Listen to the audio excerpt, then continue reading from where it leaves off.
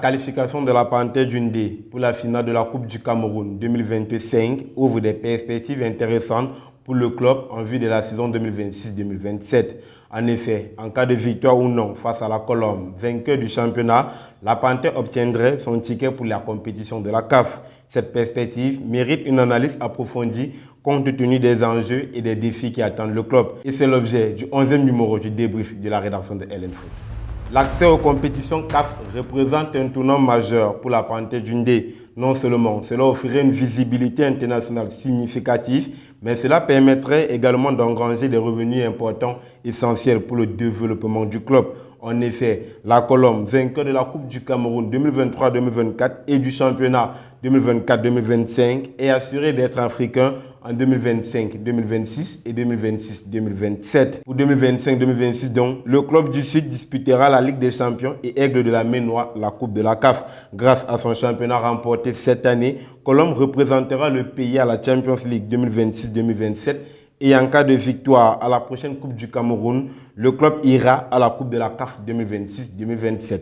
Seul bémol, un club ne peut pas disputer deux compétitions CAF la même saison. Et selon le règlement de la Coupe du Cameroun, en cas de défaillance dûment constatée du club vainqueur ou dans le cas où ce club réaliserait un doublé championnat-coupe, le club finaliste représentera le Cameroun à la Coupe de la Confédération de la CAF. Donc, Panthère représentera le Cameroun à la Coupe de la CAF pour la saison 2026-2027, quelle que soit l'issue de la finale de la Coupe du Cameroun 2025.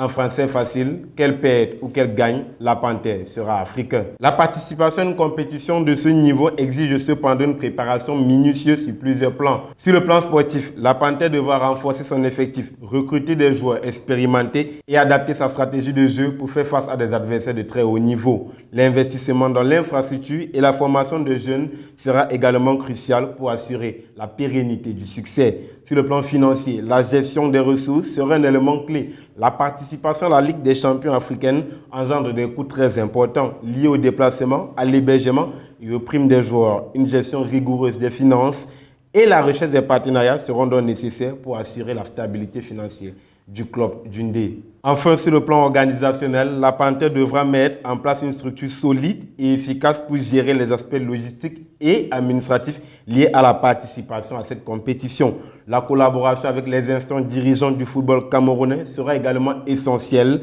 pour assurer le bon déroulement de la participation du club aux compétitions CAF.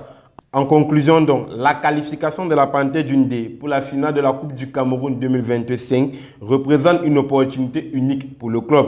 Cependant, la participation aux compétitions CAF exige une préparation rigoureuse et une gestion efficace sur les plans sportifs, financiers et organisationnels. Une analyse approfondie des forces et des faiblesses de ce club ainsi qu'une stratégie bien définie de la part de l'administration seront déterminantes pour le succès du Fauve d'Yaoundé sur la scène continentale. L'avenir dira si ce club aura saisi cette chance unique. C'est sur cette note que se referme ce 11e épisode de LN Débrief. Rendez-vous sur les plateformes digitales de LN.